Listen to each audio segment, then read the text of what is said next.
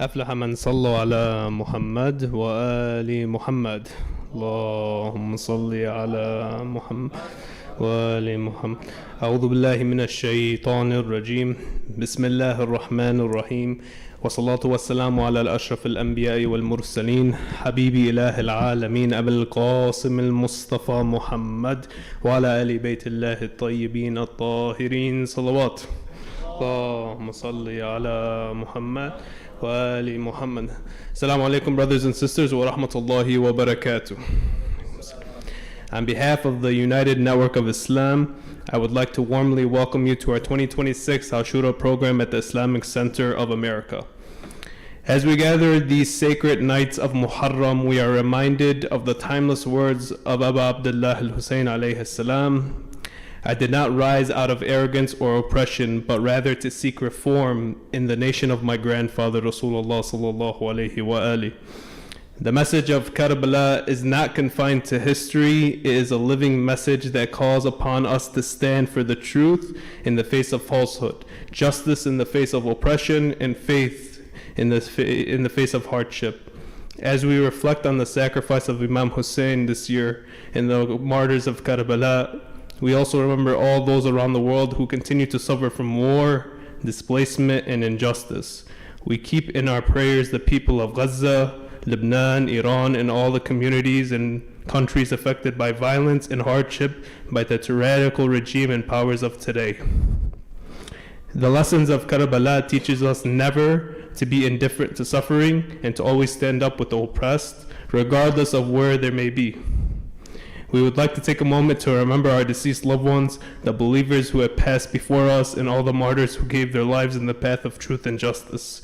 I kindly ask everyone to recite Surah Al-Fatiha, followed by Salawat ala Muhammad wa Ali Muhammad for all the marhumin of our communities, our families, and the martyrs of the past and present. Allahumma salli ala Muhammad wa Ali Muhammad.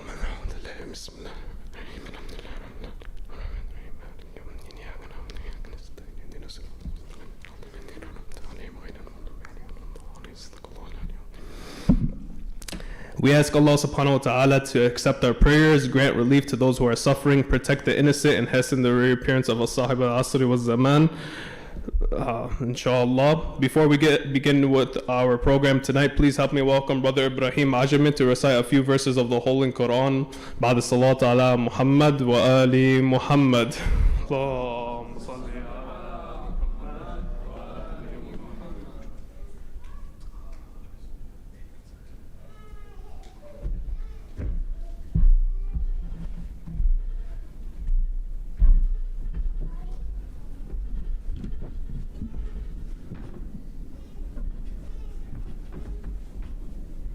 صلوا على محمد وآل محمد.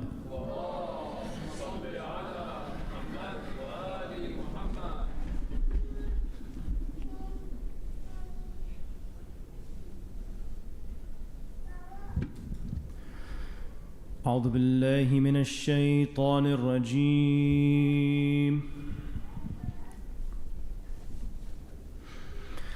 بسم الله الرحمن الرحيم.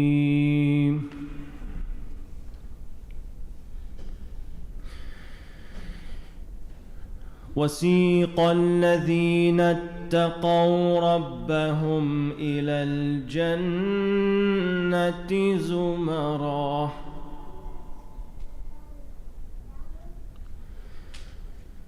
حتى إذا جاءوها وفتحت أبوابها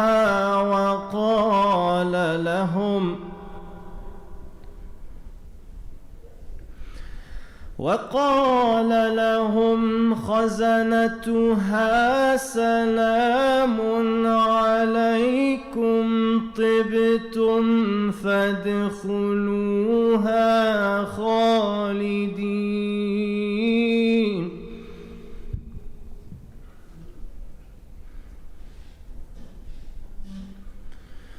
وقالوا الحمد لله الذي صدقنا وعده وأوفى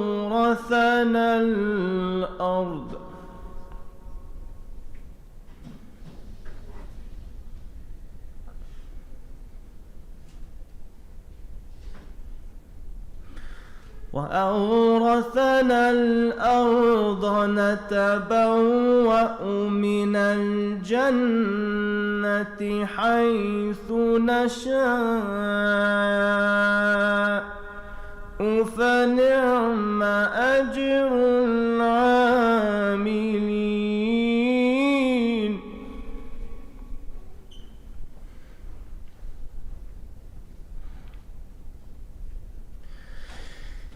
وسيق الذين اتقوا ربهم إلى الجنة زمرًا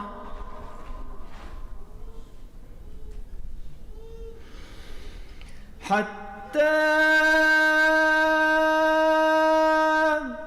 إذا جيءوها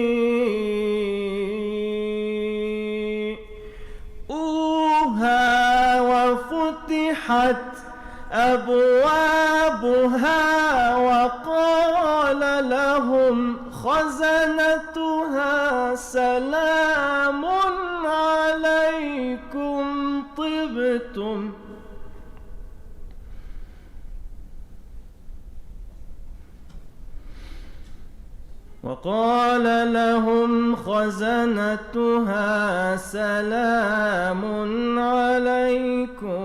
طبتم فادخلوها خالدين.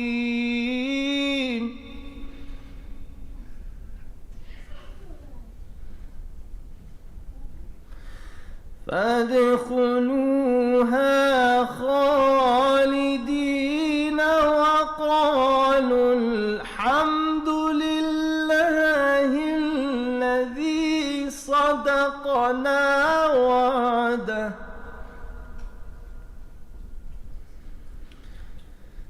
الحمد لله الذي صدقنا وعده وأورثنا الأرض نتبوأ من الجنة حيث نشاء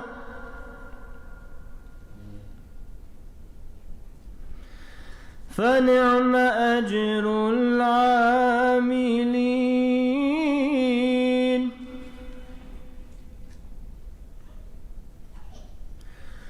وترى الملائكة حافين من حول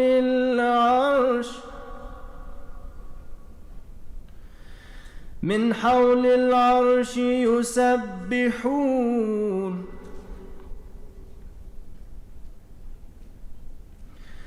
يسبحون بحمد ربهم وقضي بينهم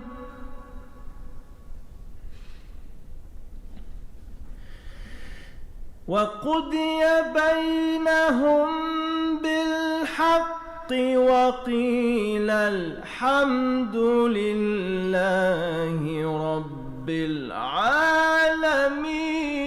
بسم الله الرحمن الرحيم. حميم. تنزيل الكتاب من الله العزيز العليم.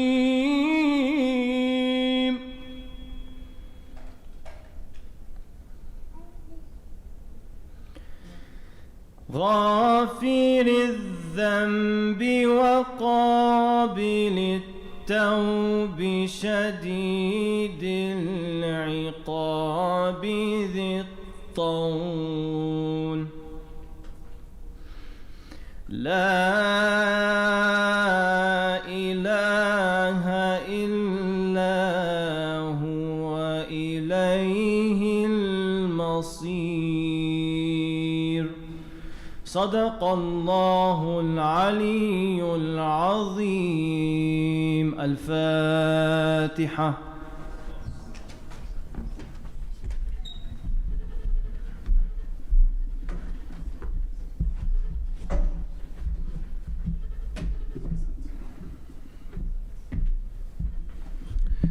Thank you, Brother Ibrahim, for that beautiful recitation. If we can give him another loud salawat. Allahumma salli ala Muhammad wa ali Muhammad. Before we begin tonight's program, just a couple of announcements, inshallah. First, please save the date for UNI's second annual retreat taking place on October 29th through November 1st. We look forward to gatherings once again for a weekend of faith, learning, reflection, and brotherhood and sisterhood, inshallah. Second, we invite you to participate in our nightly sponsorship opportunity. A donation of $150 may be made in the name of your deceased family members or loved ones. May Allah subhanahu wa ta'ala shower His mercy upon all of the marhumin and elevate their ranks amongst the righteous. Tonight's sponsors on donation of all the marhumin and mu'mineen and the shuhada. If we can please recite Surah Al-Fatiha ba'da salat ala Muhammad wa ali Muhammad. Allahumma salli ala Muhammad wa ali Muhammad. Bismillah ar-Rahman ar-Rahim.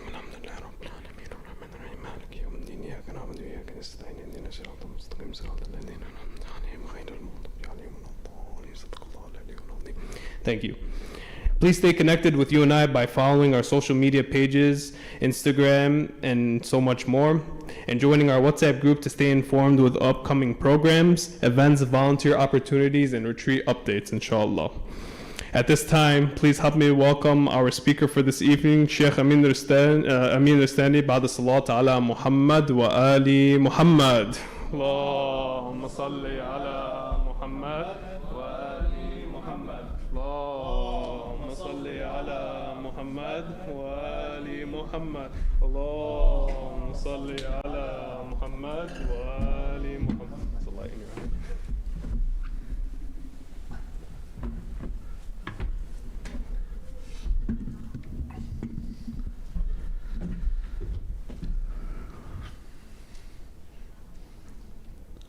أعوذ بالله من الشيطان الرجيم بسم الله الرحمن الرحيم الحمد لله رب العالمين بارئ الخلائق أجمعين والصلاة والسلام على حبيبنا وطبيب نفوسنا وشفيع ذنوبنا أبي القاسم المصطفى محمد اللهم صل على محمد وعلى محمد وعلى أهل بيته الطيبين الطاهرين واللعن الدائم على أعدائهم أجمعين صلى الله عليك يا أبا عبد الله.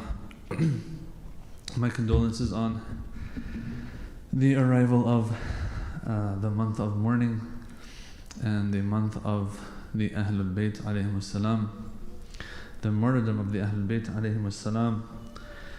This is another year that we are having programs, and who knows if next year we will be alive to commemorate again. We thank Allah that He's given us this opportunity, this life, to be able to spend this time on remembering His beloved Imam Hussein alayhi salam.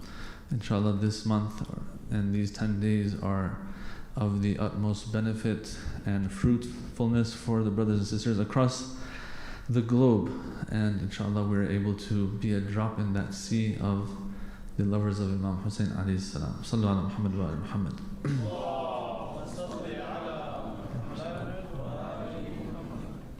So we are beginning this is now, there's a lot of talk about when exactly the Islamic calendar begins, but right now that is the official, Muharram is the official month which the year or Islamic calendar begins. But it's not necessarily the case that during the Prophet's time that was the case. Now I'm saying this because I want to bring up this idea of, for different people there are different quote-unquote beginnings of the year. Okay? If you are out in the West, the beginning of the year is January 1st. Yeah. Some people, they are beyond these things. Some of these urafa, some of these great pious spiritual people out there, their beginning of the year kind of, for some of them, is the beginning of the month of Ramadan. That is how they're starting their year. If you were to ask them, hey, like, what's your first day of the year, kind of? They'll tell you Ramadan. Why? because that is where I will get most of my inspiration from. That's where I will get most of my motivation from for the rest of the year. Then there's the normal people like you and I. Well, you guys are probably, some of you at least are Hurafa too, but normal people like myself and a lot of others out there, their beginning of the year, so to speak, is the month of Muharram. Not because it's the first month of the Islamic calendar, not just because of that. Why? Because this is that month that for them is the month that is going to be the spark that is supposed to bring about a lot of change for the rest of the year. Yeah? So we have these different beginnings of the year. What do we do at the beginning of the year? Well, usually we have this New Year resolution, correct? Yeah? For those people who have nothing better in life really to look up to, their beginning of the year, I'm not trying to call anybody out here, I'm not trying to look down on anybody, but their year starts with January 1st. All right, that, for them, we've put behind us 12 months. This is the beginning of the calendar, so this is going to be where I'm going to be the most motivated because a new year has begun, correct? And so usually that's when these New Year's resolutions take place. People make big decisions only to break them maybe 2 days later if it's like me, or if you're a little stronger, 2 weeks later, 2 months later. Yeah. How many gym memberships begin on those days, but then they will fade out in a month or two. You know what I'm saying? So for this person, January 1st, 1/1/2026, 1/1/2027, this is the beginning of the year. Yeah. But for those lovers of Ahlul Bayt alayhimus salam, which they look beyond just this calendar and these things that are just convention and conventional. Alright? What's the difference between 1/1/2026 and 1/10/26? There's no difference. Yeah? Difference and the reality of things goes back to more than just these things that we've made convention for ourselves. It's like a green light and red light. Everyone stops at the red light and everyone goes at the green light. Is there a truth and reality behind this? Or can everyone in the world get together one day and say, from this day forward, what are we going to do? We will stop at the green light and we'll go at the red light. Is that a problem? Is that going to cause problem in the universe? No. We can all agree to change it. It's convention. There's no other reality behind it except the agreement of the people. 1/1/26, that's the beginning of the year. But is there a reality behind it? No, there is no actual reality behind it. But then there are some who know. They look at the reality of things, like the ones I said whose year starts in the month of Ramadan for them, because that's the time that they feel like, okay, this is one of the most important times for me, and this is going to be determining the rest of my 11 months of the year. For a lot of us, it's going to be the holy month of Muharram. That's going to be our beginning of the year. If that's the beginning of the year, meaning where we draw a lot of inspiration from. Think about it. It's crazy. Muharram, Ashura is a sad time and a sad occasion. But it is so great.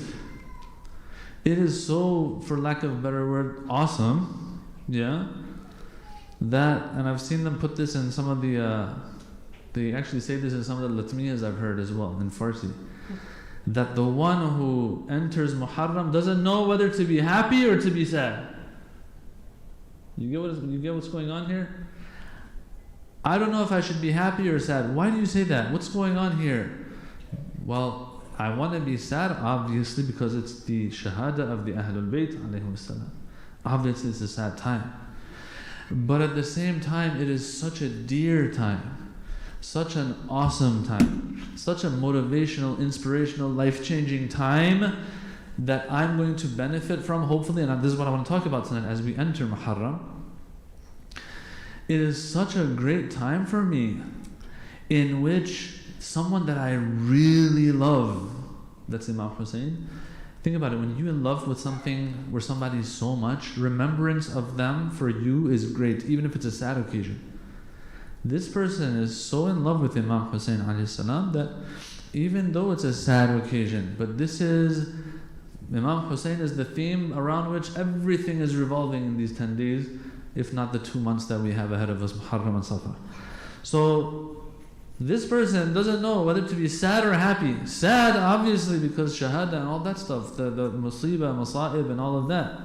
But happy because this is the closest I get to the one whom I'm in so much love with, was Imam Hussein alayhi salam.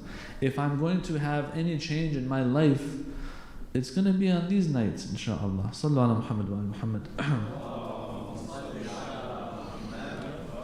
So speaking about these New Year's resolutions and all that kind of stuff, what I want to talk about a little bit is with our younger ones. I used to say, I'm almost with you guys, I'm part of you guys, but now no, I'm really gotten older, man. 5-6 years ago, I would say, yeah, I'm one of y'all and all that, but now I can't even say that anymore. So I'm speaking to the younger ones in the crowd that I am not a part of anymore. Thanks a lot, guys. What I want to say is that this new year that might be beginning for you in a sense, okay? In a sense, if you see Muharram as one of those times that are very significant in your year, a time in which you want to make some decisions. The month of Ramadan we make decisions, Muharram we make decisions as well. Muharram though, it's a little different because it's as if you're making promises in the presence of, and I speak very figuratively here, in the presence of Imam Hussein alayhi salam. Like you feel bad if you don't live up to the promises that you're going to make to him. Because as these nights go by, and as we get closer and closer to the great tragedy, you feel a little ashamed of yourself if you're not going to live up. You have that tastahi, as you say, to go against the promise that you might have made to him. So it's a very, very significant time. So you younger ones who are thinking about a resolution, I just want to let you guys know a few things I want to go through, 4 or 5 points that I think that you need to keep in mind that we want to shoot for, inshaAllah. That we come out of this month, we come out of these 10 days, slowly, I'm not saying achieving everything all at once, but at least being on that trajectory to reaching these. Sometimes you're moving in the direction of something, you just haven't made it there yet. Sometimes you're never going to make it there. Why? Because you're not even moving in that direction. We need to give ourselves the proper direction so that we can eventually get to that destination. Sometimes you're not going to change overnight. But what happens is that you're able to at least figure out where the destination is, redirect yourself a little bit, just turn a little bit, so that this trajectory that I'm on eventually hits the destination, inshallah. So one thing I want to talk about is that you younger ones who want to make it to a destination, remember that the aza of Imam Hussein alayhi salam is something that I want to say develops a muscle memory for us. Okay? What do I mean by that? It develops muscle memory for me. What do I mean by that? By shedding tears, what happens? I want us to understand, shedding tears is very important. The latmiya and stuff is also important. I really think that that's a very important part of the aza. But guys, if you can eventually reach a point where that heart breaks and tears come, this is going to develop a muscle memory for us. A youth who has shed tears for Imam Hussein alayhi salam, inshaAllah, cannot go wrong. Okay? Cannot go wrong. When I say cannot go wrong, they'll make tons of mistakes in life.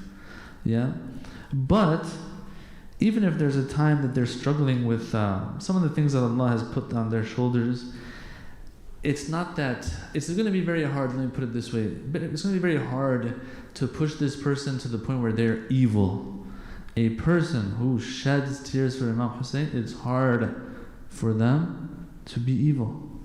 It's hard for them to end up, very problematic. When you shed tears, a real thing has happened. Okay, and I've said this a million times, But I'll say it again here, that some of our greatest scholars that we look up to, they've said that weeping for Imam Hussein is up there next to, if not higher, than Salatul Layl, which is crazy. Now I've seen this, they put this on a sign, and they had stuck it in the main hawza, the main seminary in Qum. I had seen it in one of those, the tunnels that we would go through to reach the hawza, the Faydiyya it was called. Over there, they were quoting some of our greatest scholars talking about this. Why? Why is it that shedding tears is going to be up there next to, if not higher than, Salatul Layl? Salatul Layl, at the end of the day, when you get up, you're all tired. Yeah, you might be tired. It might be difficult and a burden to do Salatul Layl. But when you weep for Imam Hussein alayhi salam, an actual connection has been made. Just because someone wakes up for Salatul Layl doesn't mean a connection has been made with Allah subhanahu wa ta'ala. Necessarily, no. Yeah, sometimes it's there, sometimes it's not, obviously. But the only time you actually weep and you shed tears is when an actual thing has taken place. Tears don't come randomly. Yeah, tears come as a result of something real happening. This is why I say it's like a muscle memory. This youth who has slowly gotten closer and closer to Imam Hussein over these years. Maybe when they were younger, it was like kind of frowned upon. Oh, some grown person crying, I can't accept that. But then slowly it turns into, no, it's such an honor for a grown person to weep for Imam Hussein. This person who is slowly maturing now, growing, reaches that point where they have that first time where Imam Hussein as if strokes their head, and they actually break down, their heart breaks, and they weep for Imam Hussein, and inshallah this becomes a thing. This, what I want to say, is like that muscle memory. That this person, whether they like it or not now, it's going to be a little hard to get away from the chain and rope of Imam Hussein. This is how I see it.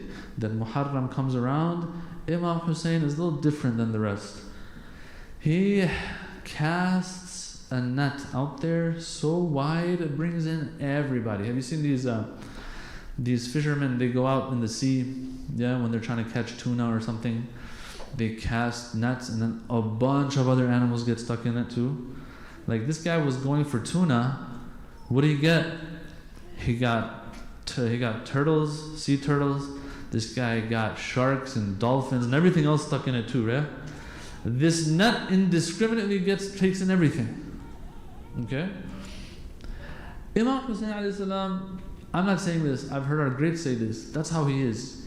When Muharram comes around, he casts a wide net. A lot of people who, at first glance, you wouldn't think they're the ones he's after, get stuck in this net. And he brings them in. Now, once they come in, slowly, yeah, inshallah, if that muscle memory is strong enough, they will remember and stay in that net. It's not that easy though. Once you're actually caught, for you to be freed from that rope of the love of Imam Hussein, it's not that easy. This is what I mean by muscle memory. This is why I'm saying that it's so important for us to try our best to make a connection. Because a young person who is able to make that connection, inshallah, they can't go wrong. And this is what I tell parents too. I tell parents this all the time, like, they're worried about their young ones. All right, well, I'm worried about my young ones too. We're all worried about our young ones. And they will make mistakes. But if you see them actually showing up on nights like these, and you've done your best to give them somewhat of a backbone, yeah, inshallah they'll make mistakes just like you and I made mistakes growing up. And eventually they'll come back, inshallah, if we've done our part right. So that's number one. Another point is that a youth who has developed a strong bond through tears and that azab of Imam Hussein, this youth, I don't really need to explain to them anymore. Oh, it's salah time. Like, get up, pray, please. begging them to pray. Reminding them is one thing, but to try to convince them that prayer is a thing, fasting is a thing, yeah, that usually, I'm not going to say always, but usually is not going to be the case. Yeah, to try to push this child of mine to understand, or my son or daughter, that hey, ghira in Islam is a thing. Yeah, ghira is a thing towards my women, children, my daughters, my sisters, and all of that. Yeah, do I have to necessarily explain that? No, muscle memory again. Why? Because this person who's shedding tears for Imam Hussein, one of those reasons they shed tears for Imam Hussein is what? That Imam Hussein knew what was going to happen to the sabaya after him, to the women and children after him. This person, do I have to explain to them, hey man, you can't make fun of others, you can't bully others? Like, it doesn't make sense. A person who's Husseini, yeah, and when I say Husseini, not meaning that, you know, they've got the headband on and all that kind of stuff. Husseini means a person who loves Imam Hussein and understands his tragedy to the point that they shed tears for him. That's what I mean by it. This person, I won't have to explain to them salah. Why? Well, in the heat of the battle, what does Imam Hussein do? He stops everything to pray.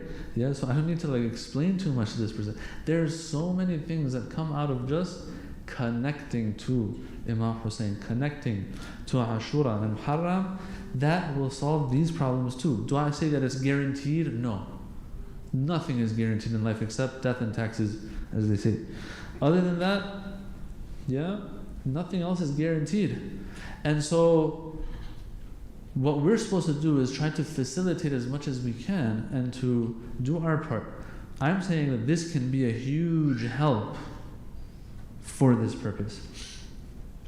Now, sometimes those who are a little older, and I'm no exception to this rule, we might sometimes feel like, oh, these youth, man, they're doing a little too much. They're going into this Latmiya stuff a little too much, you know? And I remember, like right now, a few years ago, I was like, it happened a couple of times, like, these youth, they're like listening too much to this, you know, like, you know, take life more serious. It's more than just Latmiya and stuff. Forgetting that me myself, yeah, in the hawza when we were there in the seminary, we were always studying, yeah, back then it was the tape recorders. Guys, there's this thing called cassettes, the younger ones, you know? And so we would listen to things off of those back then. Nowadays, you can't forget about cassettes. You can't even talk to them about CDs anymore. CD-ROMs, you can't even talk to them about CD-ROMs anymore. These guys don't even know what CD-ROMs are. Yeah, it's all digital now. But yeah, I sometimes forget myself that growing up as a child in the streets of Maryland and DC, where we grew up, and my mom would take us to the center, she was always playing Latmiyat in the car. Like, that's what kept us, man. You know what I'm saying? All the way till in the hawza you're trying to study, I was always having something in my ear listening to it. It just worked. Okay?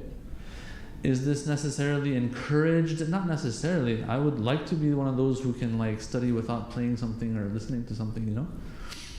But the point I'm trying to make in all of this, hopefully it's not misunderstood, the point I'm trying to make in all of this is that, hey, as we get a little older, yeah, we kind of grow out of this, and then we look back and we're like, okay, when you're younger, these things seem to be the ends, all right?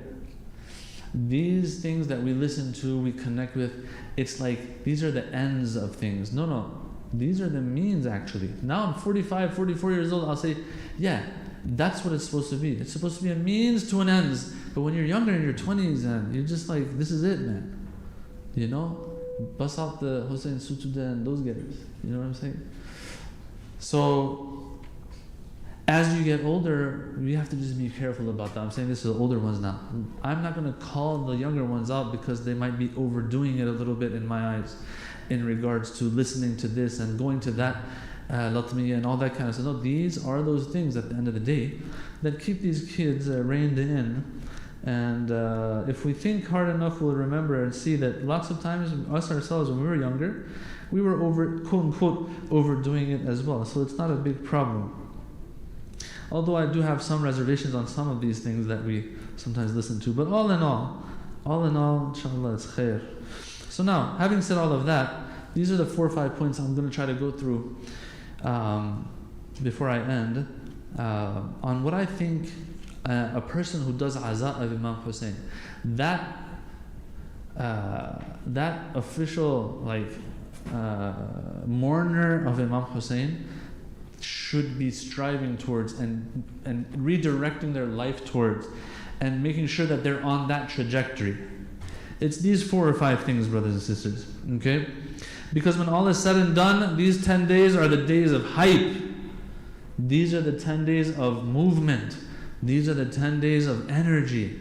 These are the 10 days that you don't even know how it passed. If we had to live like this every day throughout the year, we'd be done.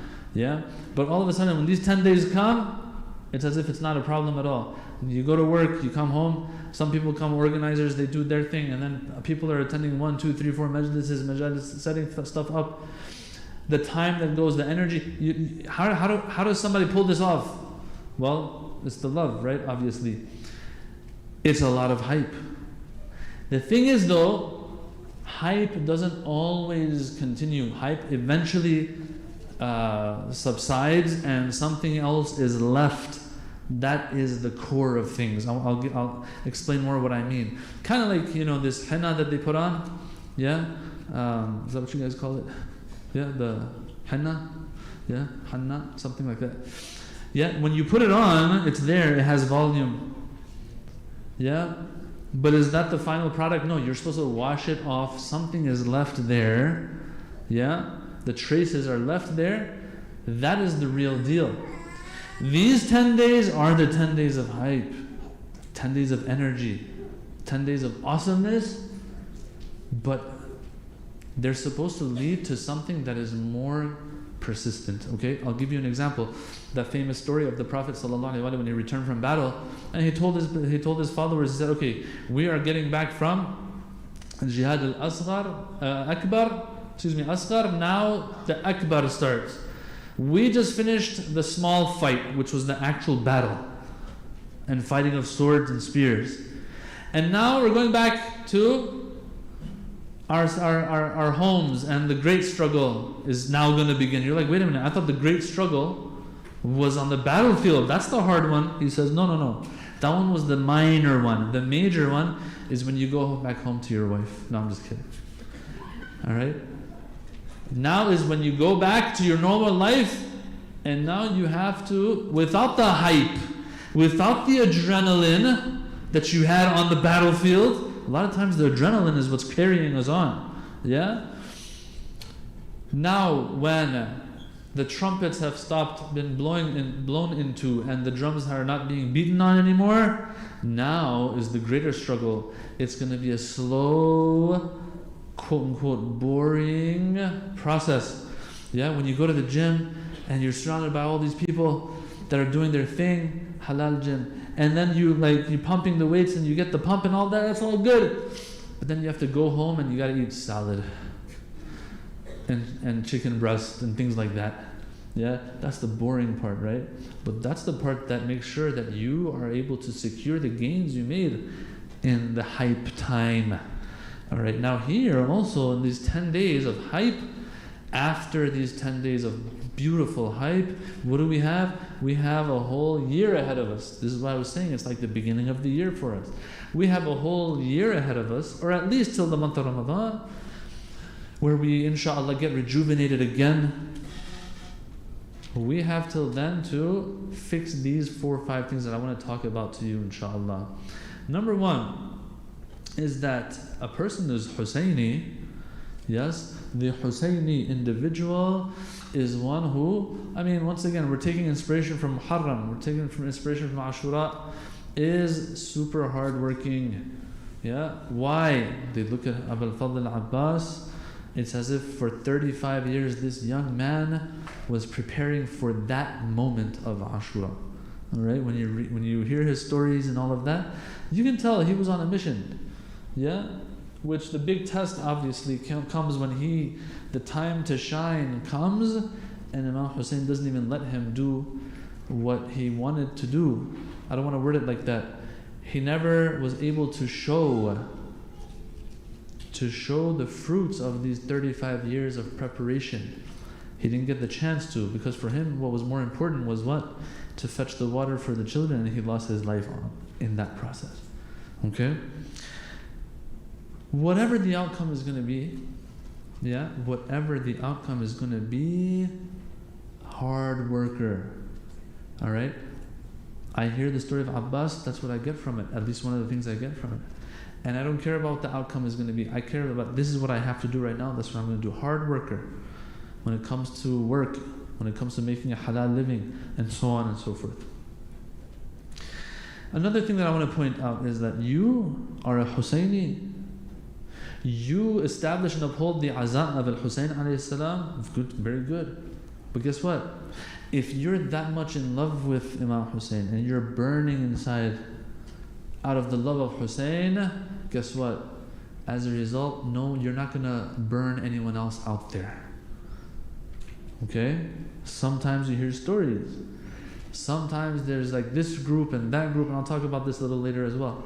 This group, that group, and then this one is, sometimes it might even reach a point where it's kind of like this one is dissing that one, stuff like that is happening. Like what? Really?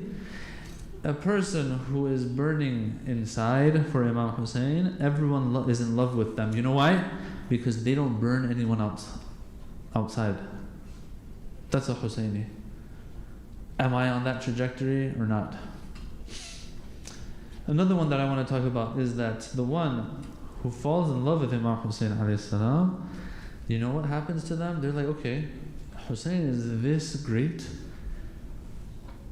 but then there's something or somebody out there that Imam Hussein is dying for.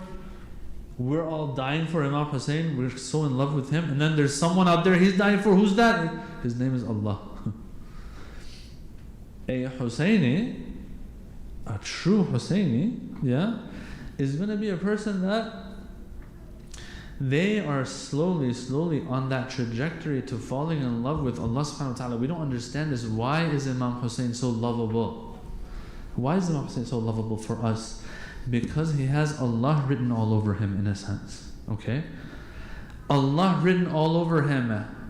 What do I mean by that? Karbala is a desert, man. It's nothing there. Mecca is a desert. Like when you look at Nahj al-Balagha, Imam Ali, when he's talking about Mecca, it says Allah chose like the worst of the places in the world to test his people. But everyone's in love with going to Mecca. Karbala, same thing. Why is everyone in love with Karbala?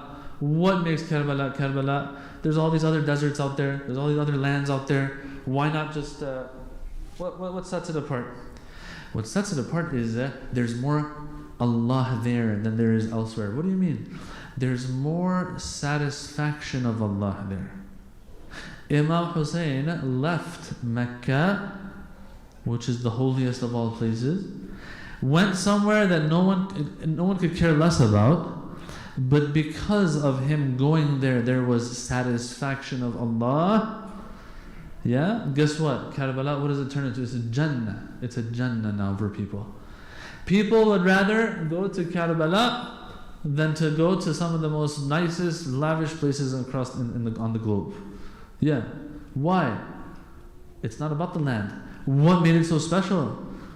What made it so special is that Allah is there more, so to speak.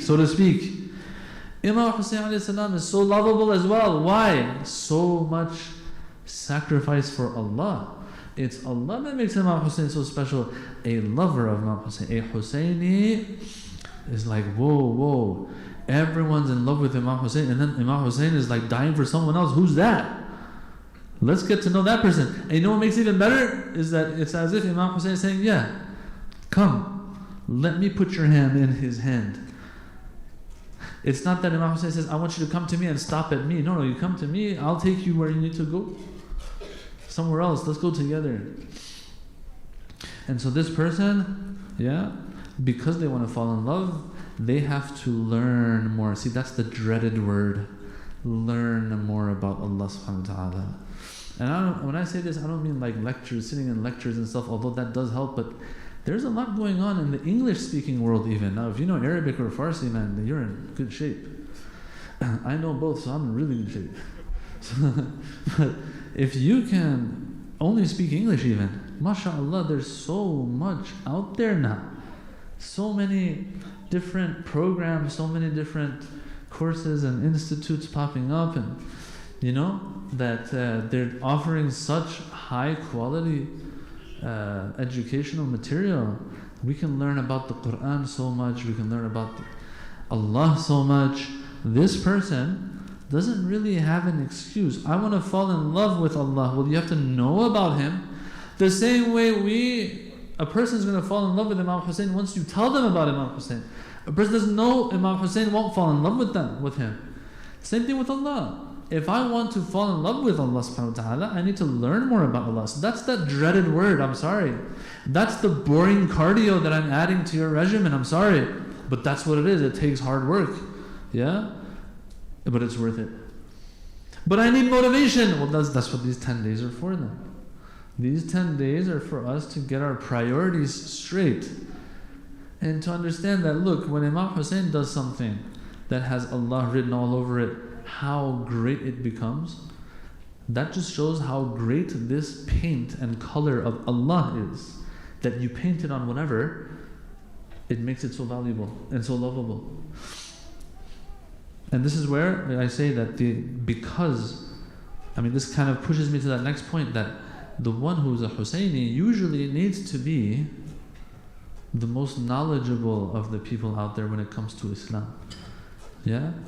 Because this person has been trying to do their part in understanding Allah Himself and falling in love with Allah Himself, that this person now, as a result of that, whether they like it or not, they're not pursuing it so that they get famous or people praise them. But as a result, naturally, you're going to become a very knowledgeable person. And so this reminds me of that famous hadith by Imam As-Sadiq alayhi salam, where he says, I will punish Shia youth if I see them not educating themselves when it comes to the religion. Guys, we talked about the muscle memory, we talked about the tears, we talked about all of that, but that inshallah is that push for us so that we have the other 11 months to work on what we need to work on. Alright, and finally, before I end, the Husseini is the one who unites. Why? It's obvious why. I don't need to explain this. Why does a Husseini unite rather than exclude and expel and divide and all that kind of stuff? Why is a Husseini one who unites? Why? Because Al-Hussein unites. Okay? Al-Hussein unites. If Al-Hussein alayhi salam unites, a Husseini also unites. Which brings us to all the different programs, all the different centers across America that are happening, and all the different ideologies and all of that. Unless you know someone is 100% malicious, which usually is not the case. Unless you know that there's some enemy out there that's trying to use this name to cause problems. Other than that, just because this person does something this way, that one does it that way, this one has this ideology, that one looks at things that way, this one has a political outlook like this, that one doesn't. All these things, no. When it comes to these 10 days, be very careful. You're not going to divide for sure in these 10 days. But even after that, you're a person who brings the hearts together. At the end of the day, you all know the line, Al-Husaynu yajma'una. That Imam Hussein alayhi salam brings us all together. Arba'in, you see everyone walking, you see them, they're from all over the globe, but there's one thing that brings them together. Yeah? Same thing here. And so someone shouldn't feel uncomfortable when they're attending a majlis, for example. Why? Because, we know which center you're from or which group you're from and all things like that. No. Hussein unites. He taught us that on Ashura as well, where he let everyone in. Zuhair was Uthmani, he let him in. Some person out there is not a proper Shia, let him in. Yeah? Another one is a slave, let him in. Another one, Christian convert, let him in. Everyone is coming in. It's that same net that I was talking about that indiscriminately brings everyone in. This, inshallah, I hope and pray, is the trajectory that we will get. I'm not saying that these all have to be achieved by the end of the 10 days. No, but at the end of the 10 days, when it's time to make decisions, or throughout these 10 nights, if I am touched, if I have a moment of reflection, I think to myself, I revisit my priorities. This list that I gave is some of those things I feel are of the utmost importance for all of us. I pray that, inshallah, we do have a fruitful 10 days of majalis and programs, inshallah, and that each one of us is touched in one way or another by Imam al-Hussein alayhi salatu wassalam. Sallu ala Muhammad wa ali Muhammad.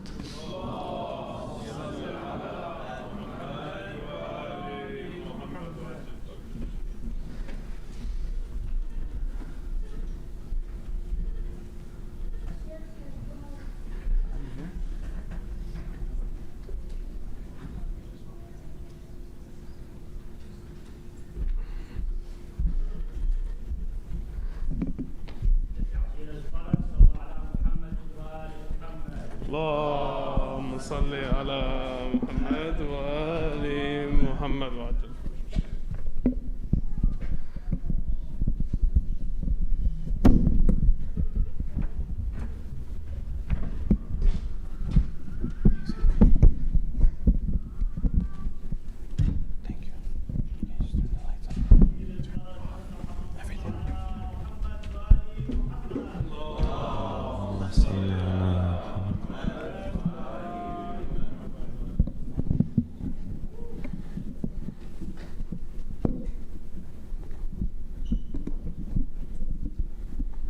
صلى على محمد وآل محمد.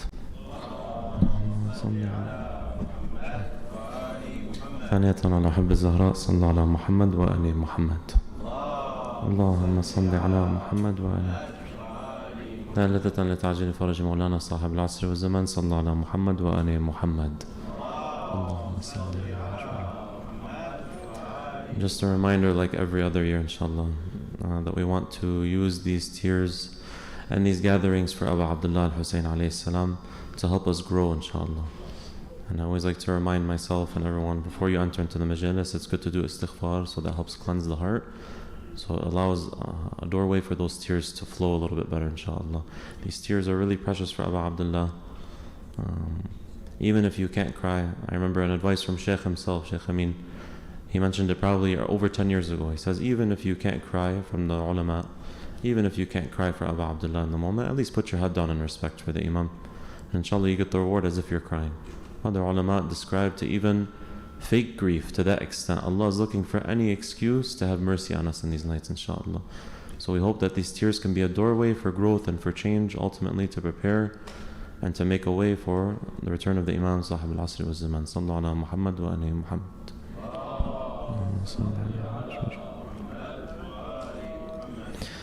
أعوذ بالله من الشيطان الرجيم. بسم الله الرحمن الرحيم. اللهم صل على محمد وآل محمد. اللهم صل على محمد وآل محمد. صلى الله عليك يا رسول الله. صلى الله عليك يا حبيب الله. صلى الله عليك يا أبا عبد الله. صلى الله عليكم يا أهل بيت النبوة وموضع الرسالة ومختلف الملائكة. May Allah's peace and blessings be upon you, our beloved Holy Prophet, and the Ahlul Bayt. It was in your homes that Allah blessed us with guidance and revelation, and upon you descend the angels day in and day out. Peace be upon you, our beloved Imam al-Hussein. Peace be upon you, our oppressed Imam Peace be upon you, our Imam. The Imam was slaughtered by the shores of the Euphrates, while his mouth was dry of thirst. Everybody together. Ya Habibi, Ya Hussein, Nur Aini, Ya Hussein, Ya Habibi, Ya Hussein, Nur Aini, Ya Hussein, Ya Rahmat Allah al-Wasi'a, Ya Hussein, our beloved Hussein, light of our eyes, Hussein, vast mercy of Allah, Hussein. Ya Allah, accept us on these nights. Ya Abu Abdullah, accept us on these nights. We've come to renew our allegiance and join your caravan with our sins on our backs. Here we are, brothers and sisters, another year to come into the camp of Hussein, another chance to turn back and enter the tent of Hussein. These majalis are for Imam al-Hussein, and they will stay this way until the day of judgment. We renew this allegiance to Imam al-Hussein. The world is in chaos now with everything happening, but we draw all of our patience and strength through Allah and His beloved Hussein through Ashura. The Imam called out for supporters, but there were few on that day. Now we're millions and millions calling out, everybody together. Labbaik Ya Hussein, Labbaik Ya Hussein, Labbaik Ya Hussein. It is said that Imam al-Rida once said, let the weepers weep over someone like Hussein, for verily weeping over him reduces the burden of great sins. Then he continued saying, as soon as the month of Muharram settled in, my father alayhi salam was never seen laughing, nor would he be smiling, and he would be overcome by sadness until after the first 10 days had passed. When the 10th day of Muharram dawned, it was a day of grief and sorrow and crying for him, and he used to say, this is the day when Al-Hussein was martyred. It has been narrated that Imam al-Sadiq alayhi salam said, he once asked his companion Fudail, he tells him, Ya Fudail, do you sit down and hold discussions about us? Fudail says, yes, may I be your ransom, Ya Imam. The Imam then replied, I love these gatherings, Ya Fudail, revive our cause. May Allah have mercy upon those who revive our cause. These are the gatherings Imam al-Sadiq approved of, and the ones he prays for. These are the gatherings that Sayyid al-Zahra attends. On these nights we extend our condolences to the Ahl al-Bayt, especially the Imam of our time, Imam al-Mahdi. Many of us wonder why we cry on these nights. It has been narrated that Amir al-Mu'mineen alayhi salam says that one day I entered upon the Prophet and his eyes were flooding with tears. He says, Ya Rasulullah, has anyone angered you? Why are your eyes flooded with tears? The Holy Prophet then said, Jibreel just left, telling me that Hussein will be killed by the Euphrates River. Jibreel asked me if I want to smell the dirt of this burial part of Hussein. The Prophet then replied, he says, yes, Jibreel reached and grabbed a handful of dirt and gave it to me, and I could not help it, and my eyes began to flood with tears. Prophet Muhammad sallallahu alayhi wa alayhi cried for Abu Abdullah. Other prophets in history are said to have cried for Hussein, and we also are going to cry for Hussein.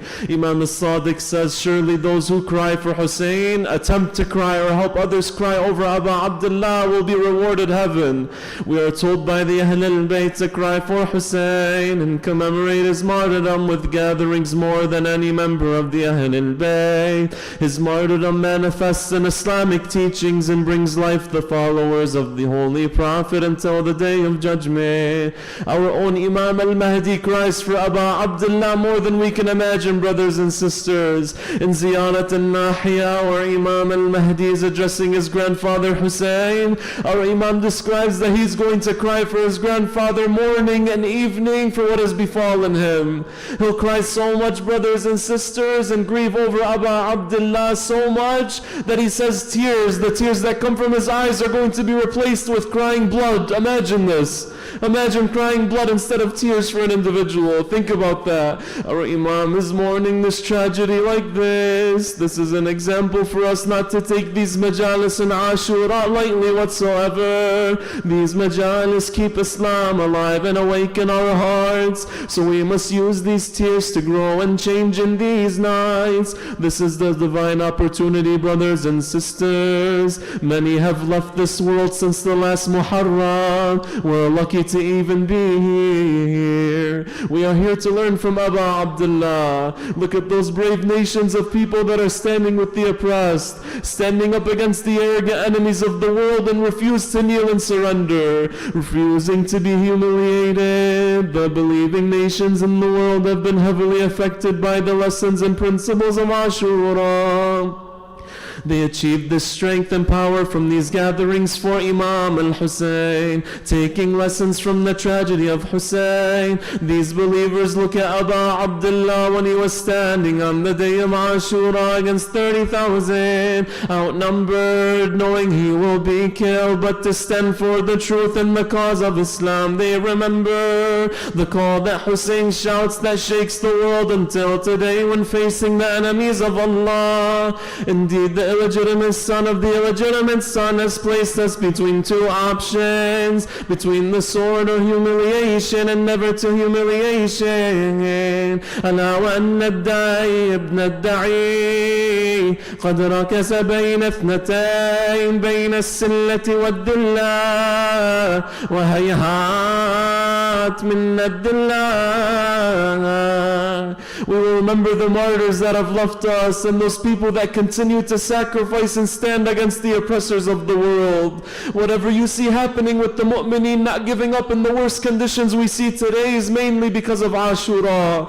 There are mothers that are losing their children, fathers losing their sons and daughters every single day, but will never kneel to the oppressors. You constantly hear the principles of Ashura on their tongues. We should pray and remember the martyrs and the oppressed nations in these nights. This is a stance of those who are standing against oppression in the Middle East. Brothers and sisters, take your hearts to the Imam of our time, our beloved Imam. In what condition have you welcomed this holy month, and in what grief are you spending your nights, our beloved Imam? If only you saw the sight of your family on the plains of Karbala. Listen to this poetry. Oh Muharram, have mercy upon his heart when he remembers his family torn apart. One by the Euphrates River he lies dead, another the spears of Umayyah raise his head. Yet the greatest tragedy that we recall are the women and children standing on the plains of Karbala with no help at all. Our beloved Imam, if only you seen the tents as they were burning. The very heart of the tents has lit a fire in all the hearts of the mu'mineen. If only you'd seen the children asking their auntie about their father or brother. or their uncle Abbas. If only you'd seen the way your beloved Auntie Zainab was treated by the whips of Yazid's man. Ya Sahib al-Zaman, maybe you remember the tragedy of Karbala when you see the men being killed in Palestine or Lebanon or other places in the world. Maybe you remember Karbala when you see the women and children being chased and killed by bombs. Maybe when their tents are also lit on fire by airstrikes and they run for their lives without any protectors in the lands. Our Imam, during these nights, where do you spend your time? Near which grave do you sit, and in what condition do you see the shrine? Peace be upon your sorrowful heart when you walk towards her land, and you sit beside her grave and you begin to kiss her sand. Ya Zainab, I can see your grave. Upon your grave is your Mahdi. He is your Abbas, Ya Zainab, that has come to set you free. He is your Abbas, Ya Zainab, that has come to set you free. But our master, we all know the pain you experience when you make your way to Karbala. Our hearts should be present with the Imam of our time in these tragic nights as he relives the tragedy of Karbala, as he makes his way to the holy land of Karbala, awaiting the day he will bring justice for the massacre and restore the world with peace and justice. And we believe that that day is not far with everything happening, brothers and sisters. We pledge our allegiance to the Imam of our time to defend him and inshallah help pave the way for his return. We send our salutations to you, Ya Aba Abdullah, but not just any salutation, Ya Hussein, the ones that Sahib al-Zaman sends you upon you, where he says, salutations from the one, had he been present with you on that plain, would have shielded you from the sharpness of the swords with his body and sacrificed his last breath for you. This is the start of the nights of mourning of Abu Abdullah. This is the start of the nights of shedding these tears. This is the start of the nights to service to Imam al-Hussein. This is the start of the nights to ask for forgiveness, and this is the start of the nights to turn back to Allah, brothers and sisters. This is the start of the nights to pray for one another and the oppressed. This is the start of the nights to changing destiny through the Ahl al-Bayt. This world is darkness and Hussein is the light. This world is darkness and Hussein is the light.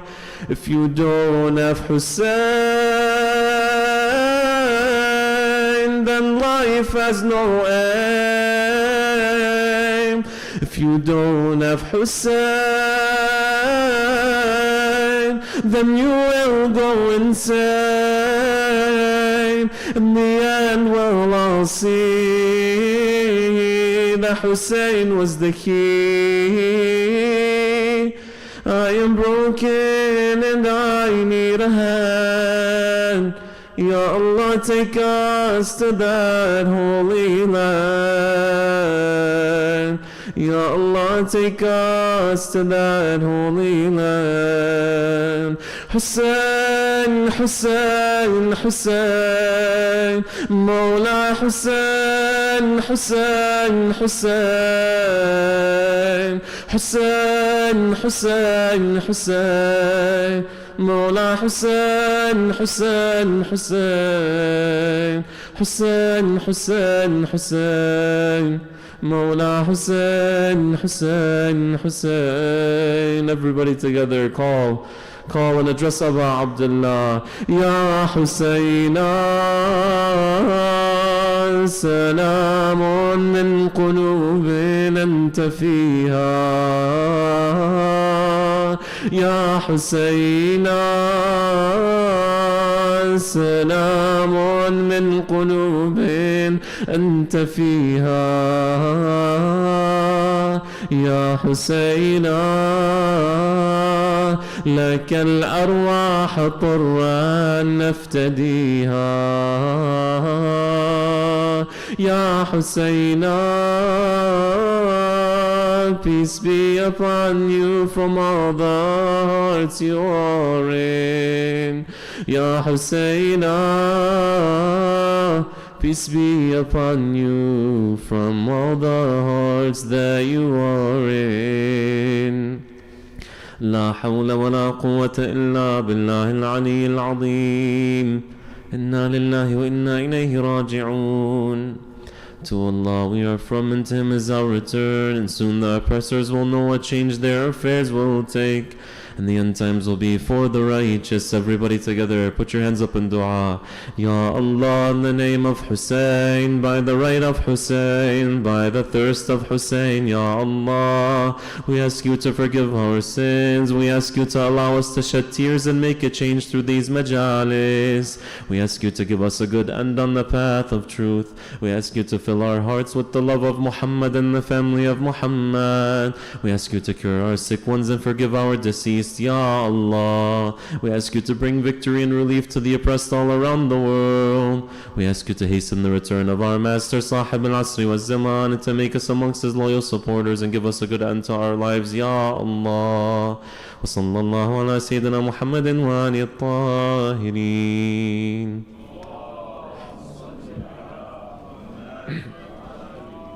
جود عيني بالدموع والدماء جود عيني بالدموع والدماء قام جبرائيل ينعي في السماء وحسينا وحسينا وحسينا دمعة العين ذو فيها مقلتايا واندبي ذاك الشهيد الهاشمية دمعة العين ذو فيها مقلتايا واندبي ذاك الشهيد الهاشمية واسي زينب وسكينة